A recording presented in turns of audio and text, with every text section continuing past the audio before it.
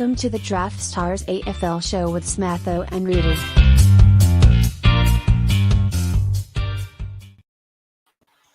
With thanks to Draftstars and to Daily Fantasy Rankings. This is the Draftstars AFL show with Smatho and Roody. We are back for round 16, Thursday night action, which is the Lions and the Bulldogs. I'm back at home, and looks like Roody is back in his closet. Good evening, Roody. How are you, mate? Good, thanks, mate. Yes, I'm indeed been banished to the closet again, but it's my wife's birthday today, so shout out to wifey. Happy birthday. But since about 4 o'clock, she's had her friends over. At last count, they had gone through between like 6 of them, maybe 7 or 8 bottles of champers. They're currently choosing which power ballad from the 80s and 90s to put on. And the worst thing is, listeners, that you think drunk wife, oh, Roody, you're on. But I'm going to get the pass out stage. So I can't even, Anyway, love you, wifey. Love you. So you're just rather talk AFL than obviously trying to have a 2% chance of... The people who are most happy with me are the husbands that were over. Because they're like, right, Rudy's going into the cupboard now. Give me a call when you want me to pick you up, honey. I'm out of here. So I've given the gents a reason to leave, so they're happy with me. Very good. At least you're getting some brownie points for the $500,000 AFL Live Final, which is now rapidly approaching. We are approaching now July, and we are obviously round 23, the game on Sunday. So 73 tickets left. We had a huge amount of winners last week. So let me share our latest winners here, Rudy. And these include some Draftstars veterans in Guido 17 and Brento. He's got his second ticket. Pablo Nico, he's gone bang with a second one in 2 weeks. DS Scully 1. Blixer 34. Uncle Carlos also picked up a second. Bear Shark picked up a second. And then there's some names here that these guys are the underdog stories of Draftstars right now. So N Cherry, Boylan C, Duran King 1990, Kira Rack, and Todges 09. They have their golden tickets to the Draftstars Live Final. Congratulations to them. More tickets up this week. As I said, 73 left. So they're going to be going up this rapid fire. Look, I even put up a Friday night NRL ticket. So if you guys are on Draftstars anytime, look out for the live final tickets for them. But congratulations to these guys. We're looking forward to seeing you at the Draftstars Live Final. Now, as always, if you have any questions during the live stream, if you're on the live stream here tonight, pop a question in the chat. I know we've got our regulars going to be ready to go for us here, so don't be shy. Contribute to the conversation. If you've got any bright spark ideas, and just tell Roody that he's wrong, go right ahead. Don't mind it at all. All right, Roody, let's talk about this game. Oh, before we talk about this game, to the guys that actually got tickets so far, as you can see, I am sporting a different style cap. So what I'm trying to say here, Roody, that the merchandise that you receive as a golden ticket has arrived and will be distributed to our lucky winners over the next couple of weeks. Do you want to see a second item that we do have here, Roody? If you're going to bring out what I think you are going to bring out, I'm very excited. Okay. Maybe this is for all the our Victorian viewers. Very handy when you're going to your local establishment down the road. You can bring in your little Draftstars Keep Cup. Fill it up. It's quite large. It's a 12-ounce glass here. So that's just one of the items that our lucky Draftstars Live Final will be receiving. Can we take those to the live event and just fill it up as my? Is that a pot? Is that a schooner? Is that a pint? What you got there? Well, 12-ounce. So here in Tasmania, we call them a 10-ounce, all right, which is 285 mils. That's half a pint, all right? And then you got schooner, which is 15-ounce. So it's kind of in between a 10-ounce and a schooner. Not bad. But I'll leave it to the hot drinks. If you have some sort of little warm, hot apple cider or something that you want to put in the keep cup, then grab your Draftstars mug. So get to the live final, into the qualifiers if you want to keep cup. But that's just one of many items. All right. So I hope the other items are a little more I don't know, exclusive. Exclusive. All right. Okay. Yeah. What's happening to NFTs these days? Are they still? What's in the box? What's in the box? I'm not going to tell you. What's in the That's box? for you to find out. It's You should win a ticket, reference Roody. there. If you win a ticket. I don't know. I thought I got one free. Anyway, Smatho, enough stuffing around. Let's get into it, mate. Let's get into it. Fair enough. All right. So we do have the Lions and the Bulldogs. 7:20 p.m., which is the Thursday night regular start at the Gabba. $75,000 prize pool, as always, available from Draftstars, Australia's number one daily fantasy AFL platform. Let me bring up the teams, Rudy. $7,500 first prize is always up for grabs when a 75K. Couple of changes for both teams. Lions a bit more significant than the Doggies. So Dwayne Zorko and Zach Bailey are back for the Lions. Mitchie Robertson's been omitted, along with Thomas Berry and Devin Robertson. As for the Bulldogs, Dominic Bendino, if he's Italian, Benedino, and Lockie Hunter, who hasn't played since round 5 due to his leave of absence. They're in. Lockie McNeil, Ed Richards is out due to injury, and one that popped in the teams tonight thinking, well, that's a bit of a head scratcher. Caleb Daniel with a knee injury. Let's just go straight off the bat. Don't worry about the Lions for the moment. Let's talk about Caleb Daniel's absence and what that does for the Dogs. Yeah, let's talk about Caleb Daniel, and also don't discount Ed Richards, because they're both kind of tied together. You know, obviously Daniel is a far more superior player than poor Eddie Richards, but doesn't take a rocket scientist here, Smatho, or an AFL analyst to work out. That means the people to look at here are Bailey Williams and Bailey Dale, who will become the prime ball movers. Maybe a little sneaky on Hayden Crozier as well in that regard. But we know that Williams has improved his performance over the last 2 months. So definitely Williams and Dale.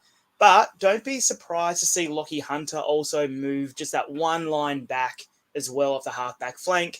More like a kind of Ed Langdon kind of defensive winger kind of role. But who knows? Obviously, and also, he's been away for a while, so we've seen that it does take some players a little bit of time to get their way back into the team, back into the flow of things. But yeah, so Dale, Williams, Hunter would be the main ones you target from those two absences. Daniel being the most important one. Over to the Lions side, similar things to talk about here, really. It's rare, Smatho, that we actually get DFS relevant changes. But here we have two. So in comes Zorko and Zach Bailey. Zach Bailey has been playing primarily a half-forward role this year with tiny little stints in the midfield, but nothing much to read about. So he'll go back to that half-forward line. And also Zorko will come into mainly what I think tonight will be a midfield role, pushing McCluggage out to a wing and pushing Berry, of course, who always plays that other wing. But Robertson and Robinson missing, and Tom Berry as well, they're all that same Rayner, Berry, McCluggage kind of role. So they're the people to benefit the most from those team changes. So do you believe that Zorko will play cross halfback? I think with the increase and the rise of Kitty Coleman and Starcevic being relatively okay, I think that Zorko doesn't really need to be on the halfback flank as much as he might have needed to. And just the way they're structured up tonight, I think Zorko maybe goes back to that 30-35% midfield role and then move back to the halfback flank when he needs a rest.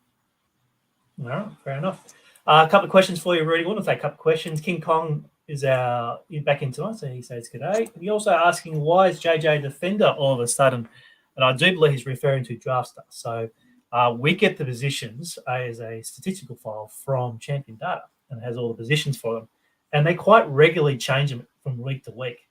So they must know something that JJ is a defender. Look, he's been lined up on a half forward on the AFL side, but as we know, we don't really take any notice of these team lists here. So not sure why Champion Data has done that to us. So we'll keep an eye on it this week. They may know something. So good to have you on here, King Kong. Let's bring up the actual slate itself. Before I do that, though, shout out to Daily Fantasy Rankings. So the number one resource site for your DFS for AFL. Couple of things I've been doing my research today. I've had a little bit of spare time this afternoon. So let's do some prep for the show. And a couple of key findings that I found out today, including, obviously, last week we talked about Melbourne being a really leaky defence, but the Bulldogs are up there as well. So also we took advantage from the Lions last week, trying to target Rich and Coleman, etc. So we might be able to go back to the well again with the Bulldogs also leaking some points there. Against the midfield, though, look at the Bulldogs down here, bottom last for opposition mid. So you might have to be a bit wary if you're going to do some Brisbane stacks with Cluggage and Mules, etc. So be wary of that. The Bulldogs are pretty tight for fantasy points. And also down here, look, the Ruckman, Brisbane, Wasteland. Look at it. Down the bottom here, 18th league for opposition fantasy scoring. So you can find all these out at dailyfantasyrankings.com.au. Look for the data tools, and it's all free to use. So make sure you use them for your AFL DFS. All right, Roody, let me bring up the draft slate. Let's talk some Lions versus Bulldogs. Overall strategy. Last week, there's a little sneak peek. Last week, we were pretty high on the Lions. Melbourne were out of form coming off the bye, and then obviously Melbourne smacked them. All right, now they're back at home against a Bulldog side that we've previewed so much throughout the season. They're a fantasy, goddess in terms of scoring, etc. So are we a little bit cool this week on the Lions than from last week? No, I don't think you really look at that too much. Well, at least I don't. Just because they are at home, obviously no one really, like Melbourne had been really, really bad. I know that's so weird to say considering how high they sit on the ladder, but their last week was really a turning point, or at least a change in Melbourne's season. The desire was there. And Brisbane, Melbourne played at their best and Brisbane also played at their worst, So I don't really think, I'm not looking too much into that game. But the Bulldogs, they have been hitting a bit of form. And I reckon this is going to be a really, really good contest, or at least I'm hoping it is. So, yeah, I'm not really taking last week into too much consideration, Smatho. Okay. All right. Let's have a look at the rucks. As I said, it's a bit of a wasteland for opposition rucks when you're playing Brisbane. And we got Jordan Sweet at 10,550 along with Josh Shackey. He's been given ruck status. He's a forward ruck status. He's at 7,250. He wore pretty high on the Shack attack last week, and he did come through the goods with an 81. It looks like he's going to be pretty popular here if nothing kind of changes from last week. Yeah, before the teams dropped, we knew that English wasn't going to play again. A couple of days ago, they announced that he's going to miss a second week due to the concussion protocols. And as soon as I heard that, I was like, hopefully Shackey couldn't be possibly more than 8.5 at max. So seeing that he's still 7, mate, lock and load, move on. And also, like, I suppose if you want to, he's going to be really expensive, sorry, not really expensive, really highly owned. So yes. Could he be 50%? I reckon he easily could be, seriously. Like, I don't know if you noticed, Smatho, watching the game last week, but Sweet really didn't play out a lot of the last quarter. I'd love to know the actual time on ground in the last quarter itself, but it seemed like Shackey rucked a lot of the last bit of that game. Ruck support, goes down forward, goes down back, lock in the Shack attack. That rhymes, by the way, Smatho, just to it does, the Shack attack. Yeah. We have to do our due diligence, however. Go down forward, go down back, Shack attack. Like, yeah. You didn't give me full credit. If you wanted to be a little bit contrarian, lock in OMAC. I don't have any interest in Jordan Sweet. But you could eat double rucks. Also, solo single slates, double rucks always seem to do well. So OMAC as you ruck, Shackey in the forward line. Shackey 50-55% easily, I think. Yep. What a world we live in when Josh Shackey is going to be at least 50% owned on a draft slate. Excellent. But that's what we got tomorrow. And look, hopefully good luck to him. Like, we're rooting for you, but let's see how we go. All right, let's move on to defense. Now, Rich and Coleman came through for us last week. Coleman's had a price rise from that 10,000, 9,000 to 11,270. Rich stays at his price at around 13,860. As I mentioned before, the data kind of leans on that Western Bulldogs. Attacking for those. So I guess you're saying that Coleman's going to be more popular than Rich, but any doubts there, though? Doubts on what you just said. No doubts on Coleman's ability to go past that 90. Like, is that his ceiling at the moment? With Zorko coming back, and Zorko's role is uncertain. We know he has played halfback this year, so all that to me kind of points to going. I'd be going lower than the field on Coleman. That is for sure. And also, a lot of things that people do, they'll click down to Coleman just because they think they can't afford Rich. If that's what you want, like if you want a Brisbane halfback, people will just go, "Oh, I'll go to Coleman." His 80 or 90 will keep up with Rich's 100. Well, it won't keep up that much anymore. You can get to Rich if that's who you want. But of the expensive defenders, I'll be going with Bailey Dale as my preferred player, just because of what we spoke about in the intro. Dale and Bailey Williams, they will have, well, they should have, not will. I'm not a fortune teller. That all point towards that. They'll have good games. Simple. Yep. Okay. So let's have a look at. I will click on Bailey Williams because obviously we did pump him up last week, and obviously a lot of the field like what they saw in terms of his box scores and his price, but obviously he came out with a 38. And I think don't forget, 38 came pretty late too. Talking over each other a bit tonight. Don't forget, Melbourne broke Bailey Williams in the grand final. He had that mark that he dropped, that really easy mark that led to a goal. And seriously, since then, like especially because I have him in one of my dynasty teams, I had serious doubts about him ever coming back to his former self. He just looked like so confidence. Just devoid of all confidence whatsoever. And so it's been really pleasing to see. Maybe he had nightmares before the Melbourne, I don't know. But yeah, Williams, let's lock and load. Hopefully recency bias keeps his ownership down. Shout out to Callum here on the live stream tonight. So good to have you with us as well. Let's scroll down. Hayden Crozier, any love for Hayden Crozier at that price at 9.9? He has a historical kind of blue moon games. I wouldn't call that's a bit harsh for Crozier. Not blue moon games completely, but traditionally his ceiling has been more around the 70, 80 as a regular kind of occurrence, with an absolute ceiling around the 110 mark. So yeah, if you want to get off Williams and Dale, go to Crozier. Yeah, definitely. And the new guy, Dennis Denudo. Yes, he got it finally. Yeah, I got one pop culture reference to Smatho there.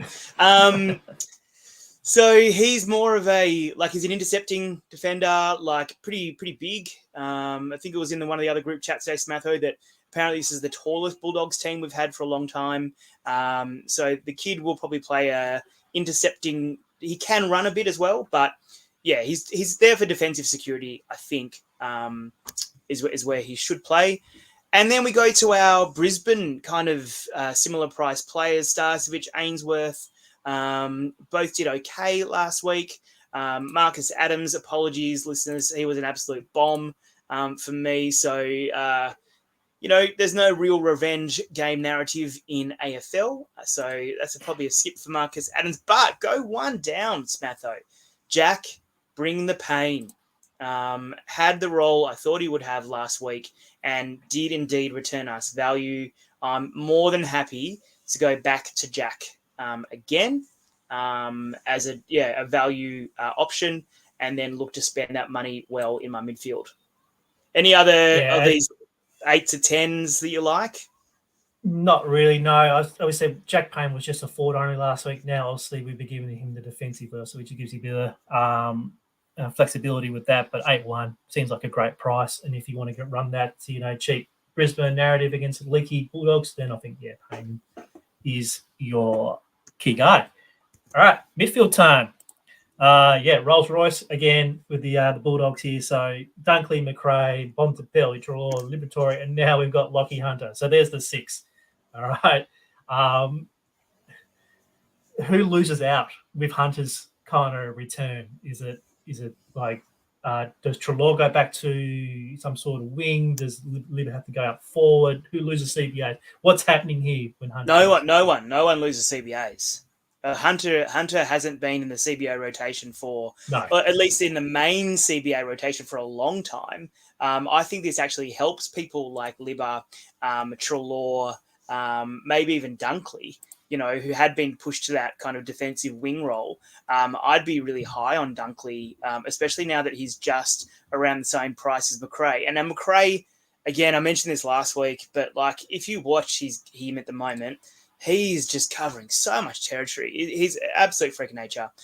So in terms of the balance, the Lockie Hunter effect, Hunter will play a wing, possibly halfback role if they need him to, but not a midfield. So don't forget, the Bulldogs play such a tight midfield rotation that the likes of Lockie Hunter isn't getting in there. So obviously Macrae's informed. Dunkley, I expect him to come back into the midfield a little bit. The other guy they've been playing a lot more in the midfield, or just seems to be a bit more prominent, really finding his feet, is Bont. He's had a couple of really, really good, maybe not the highest fantasy games. Okay, he did have a 118, but you see that little stretch he had where it wasn't that high. But he was so good last week. So Bont, someone I'm keen on, and also Libba in the role that Libba is playing at the moment, at the price he's at the moment.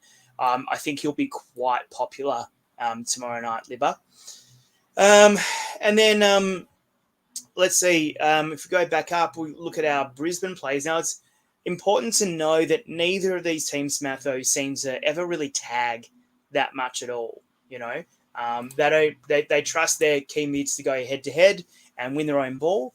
I will just make mention of, Smatho, let's have a bit of a question without notice. You got to pick two of Dunkley, Macrae, and Lockie Neal. Who do you take?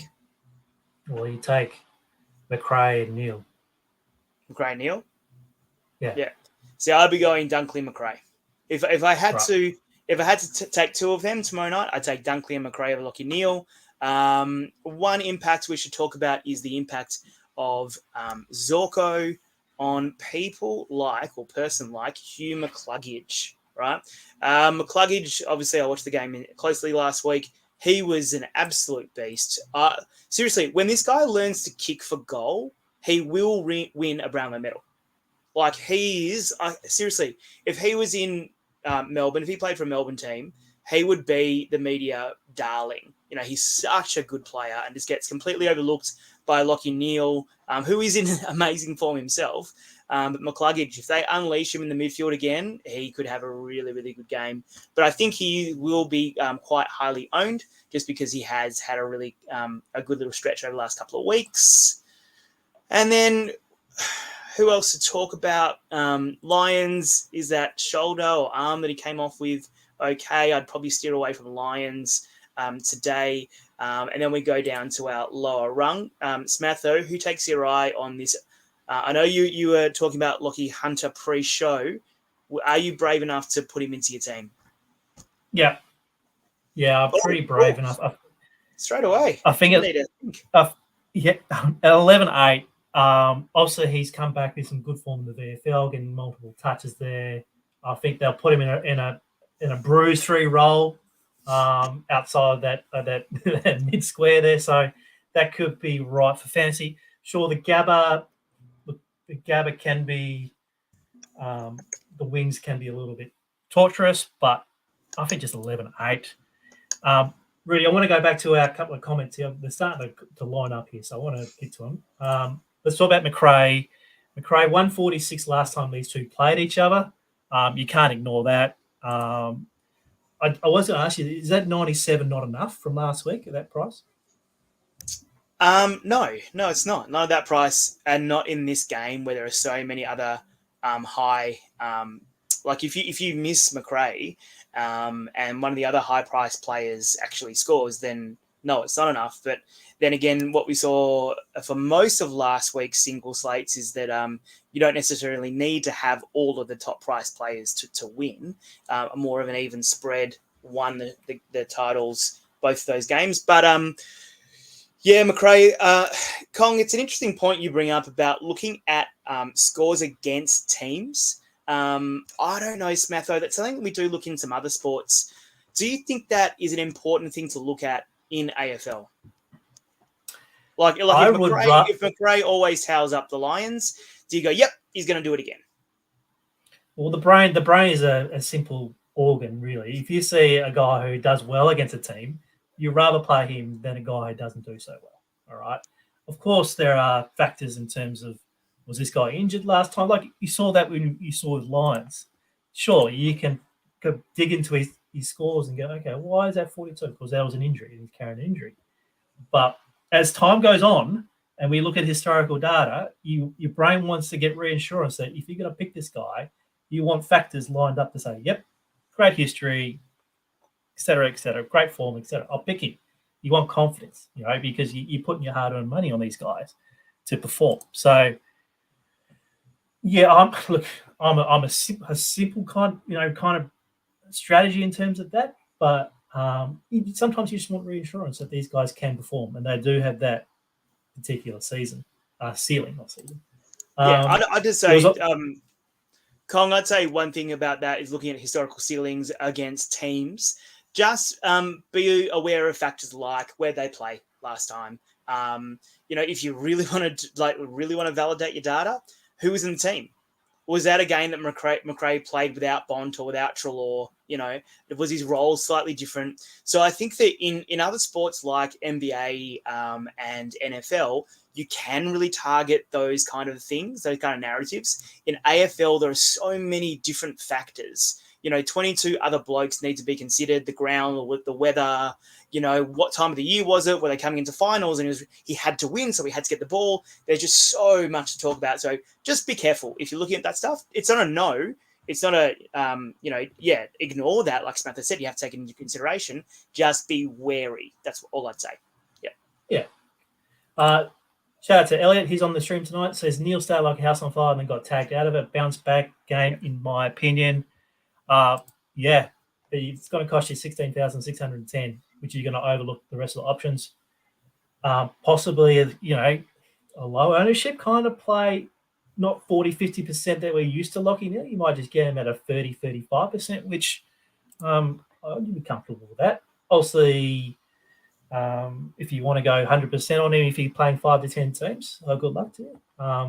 But as I said, he's one of the favourites for the Brownlow. So, yeah, house on fire. As I said, no tag alert. Conditions are there for a bounce back game. So I agree with you. Yeah, Neil last week against the primo mid matchup that is Melbourne. It's a really good matchup there.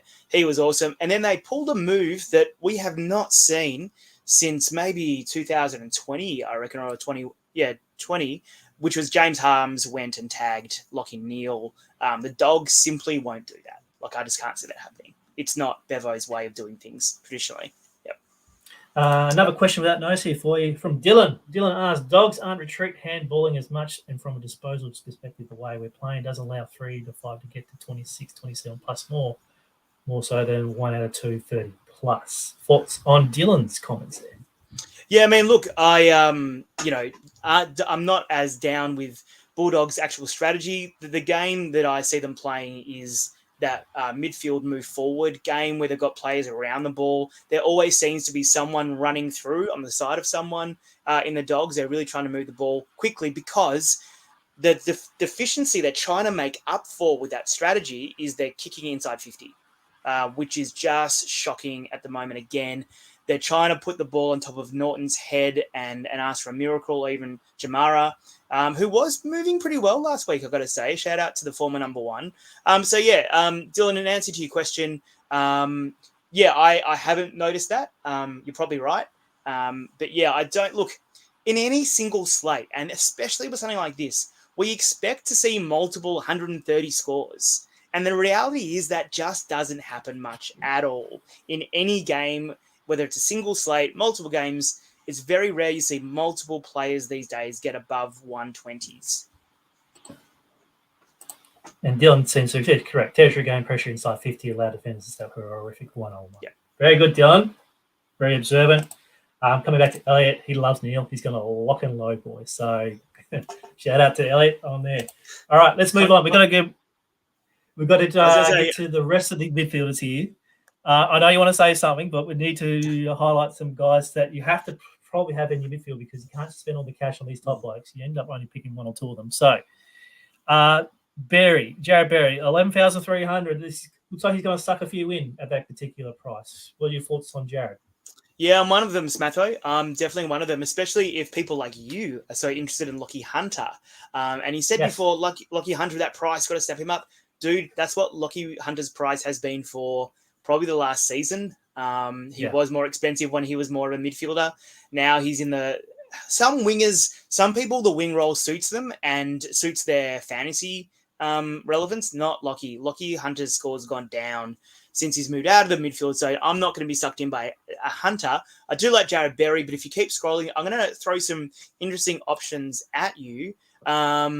Zach Bailey, I'm going to skip over Zach at his price because I can get Cam Rayner, who the Lions are really, really throwing the keys to the midfield to at the moment. Zorko coming back, that'll knock him down just a little bit, but I agree with you, Kong. They haven't changed his price in about a month. He's definitely going to be a popular pay down choice. Beautiful price, beautiful role. And also Bailey Williams as the defender mid option. So if you want to get Williams and Dale and then play a Brisbane defender or a third Dogs defender, play Williams in your midfield, and then you can go up to the forward line, sneak in one of the mid forwards. I think that'll be a really good way to do things, and no interest in Tunstall at all. Surprised he's still in the team. Probably wouldn't have made it despite injuries. So anyone else you like there? The McComb, Scott, Smatho, any interest in them?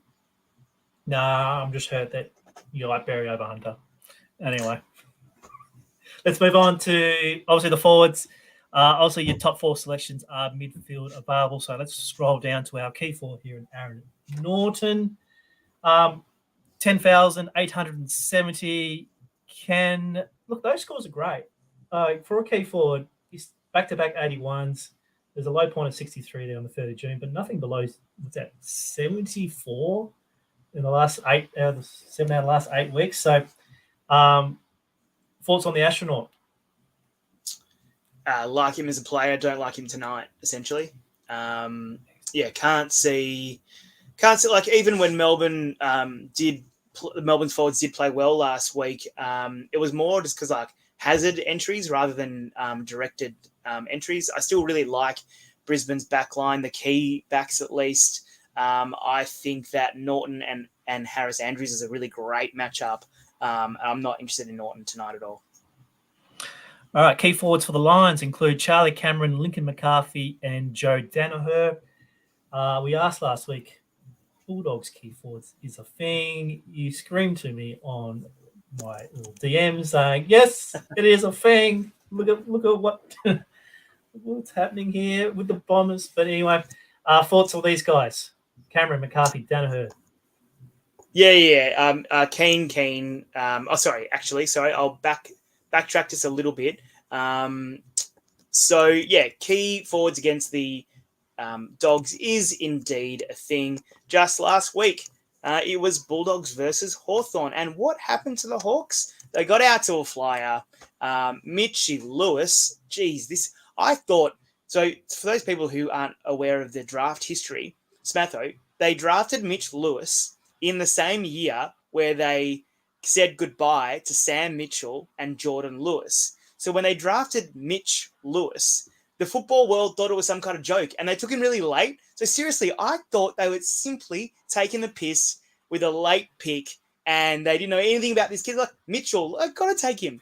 But far out, this kid can seriously play footy. He's having a really underrated season. If you haven't watched that much Hawks footy, mate, he's seriously, seriously good. 4 goals, 2. But so, is he playing on this slate on Thursday night? That's my question. Yep. Okay.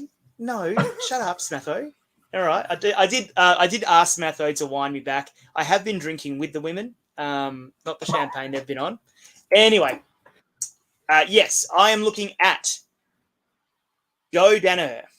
I'm looking at Eric Hipwood. Can you go down to Eric Hipwood's box scores, please? Okay, so he's back from the knee injury, and he's been okay. But he hasn't been great. And he, traditionally, the ceiling isn't amazing, but I'm following this narrative. I'm going to be really keen on Hipwood, and I'm going to be very keen on Danaher as well. Dylan agrees with you, Rudy. He loves it. Hipwood will get off the chain. Tim O'Brien will play on him, even if the midfield is even at times in the game. Lions will get on top at different stages, and O'Brien couldn't defend Rudy. No, I think is that Dylan saying O'Brien couldn't defend Rudy? Like that's how bad he is. He couldn't even defend me. Yeah, that's probably true. I don't know. No. I'm very short. Smatho, who do you like? Anyone I missed? Oh, sorry. Yes. Riley West. Wowee. That was some kind of game from the Son of a Gun last week. I think a lot of people will be very tempted to click on West, and I don't see a reason why you wouldn't. I mean, obviously he did kick a bag of goals last week, but he was so active around the ground that even if he doesn't kick another bag, his role is still really, really great, and I'd be happy to click on Riley West again. I've got a comment here from the player above, and Anthony Scott. He's also at the same price, 77 last week.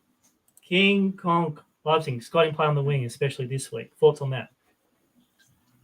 Yeah, I agree with that. He has played that role in previous weeks, and again, I'm just unsure about Hunter. You know what? If you were taking the approach of that, West will be highly owned, and you want to pivot, then Kong, then yeah, maybe go for Scott. But I think there's enough value that you don't need to go for someone like him tonight. Okay. I've got another comment here regarding Rayner, which you've already discussed. So let me just bring you back up again. So he's available at 9,430.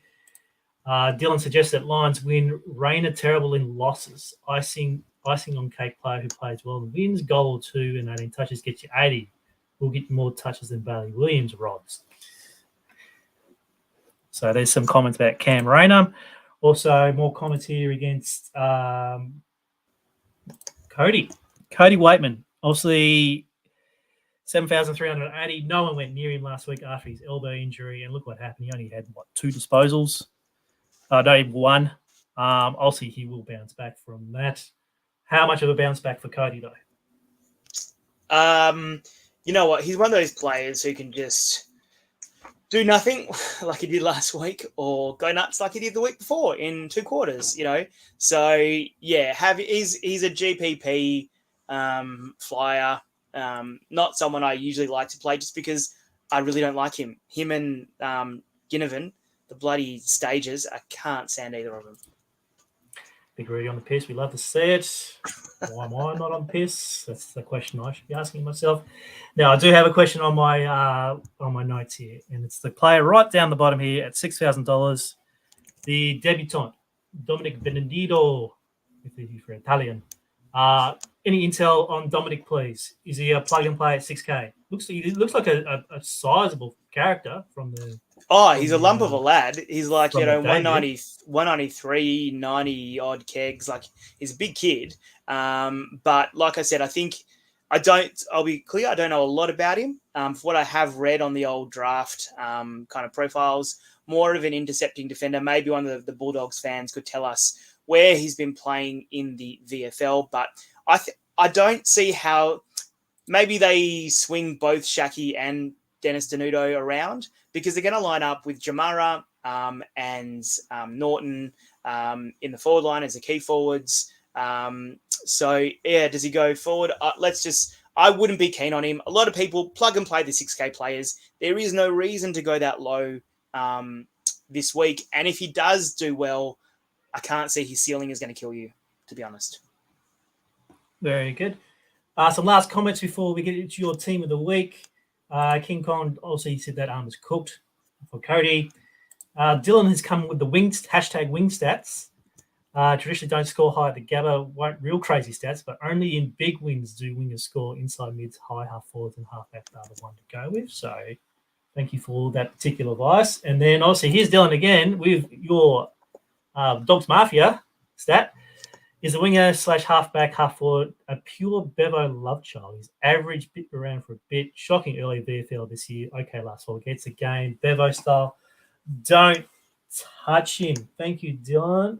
Let's see what he does on Thursday night. All right, let's get your team of the week. I reckon I can start pre-filling it for you straight away. So obviously you're ruckman, you're going the shack attack, forward and back. Shack. Your defenders, please. Defenders are going to be Jack Payne and Bailey Dale. 8,170 for Jack Payne. Also his role at halfback. And Bailey Dale. So obviously you've skipped Kitty Coleman at 11.2. So you've gone straight to Bailey Dale at 13,350. Who are you lining up in your midfield? Midfield, just going to check that it actually works out. I have made a few last-minute changes, as usual, Smatho. It wouldn't be me without making a few late changes. So my midfield, can I do it? No, I don't have quite enough to go out for the dream midfield. But what I will do is this. I will go for... Actually, hold the phone. I can make it work. You beauty. So I will go for Cam Rayner. I will go for Josh Dunkley. I will go for Tom Liberatore and Jack McRae. So going after my Bulldog studs.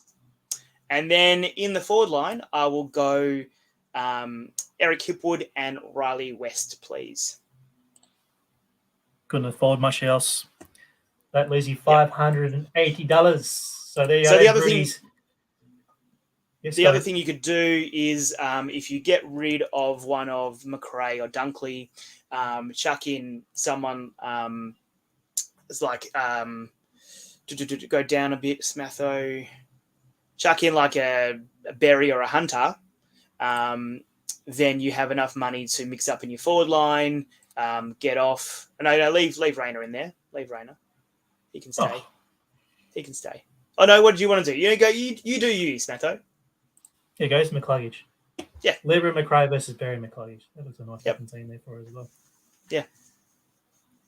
There you go. If not, you can come down the to Bont, and then I'll see what Elliot's doing. Well, he wants Lockie Neal. He goes Lockie Neal. So that helps Elliot. Dylan suggests that team cashes, which would take Archie. Trust me. Barry over Dunkley, upgrade Rock to Oscar. The combinations. That's why it's such a great game on Draftstars. You can find so many combinations through here. Roody making last minute changes, paying $1.01. Look, the tennis is on. You might as well chuck that in your 8-leg multi in the tennis and put Roody $1.01 to change his time. So yes, is Sam Stozer playing? Can we just back whoever Sam Stozer is playing? Yeah, straight set. That was my favourite tennis bet for so many years. Just back against Sam Stozer. All right, we've gone over 40 minutes for the show tonight, which has been great fun. I'll see the comments coming through. Thank you to all the guys on the live stream. To the guys who are watching the replay, sorry if we've gone on sidetracked. If you just wanted the information now and then, thank you for sticking it out. Make sure you chuck a like on this particular episode, whether you're on YouTube, Facebook, or on Twitter. Give us a bit of a like out the show. Chuck us a comment as well saying how well is Roody's drinking going. And we'll look forward to seeing you in your normal room next week, Roody. Any final thoughts before we sign off? No, I can still, it's been 45 minutes. I can still hear them playing ballads. And I'm just wondering, surely they've gone through everything by now. So if you have any suggestions about what should my wife sing next, just, tweet out to DFR Twitter, tag us in it, and I'll tell her the suggestions. A bit of Sonia Dada, if a bit of an old school. You Don't Treat Me No Good More. There's always a bit of a bus favourite. I haven't heard it. After having 10 beers at a wedding, you get to go on a bus on the way home. Bit of Sonia Dada. Hi, Sonia Dada. Anyway, I will go back and join that, Smatho. So good luck, everyone, tomorrow night. And Smatho, are we coming back tomorrow night? Yes. We're doubling up. Yes, bonus Friday episode. So, yes, we'll record this one. We'll release it out. Look out for the socials. And, double episode this week. Thank you, Roody. Thanks for the viewers. We'll see you next time.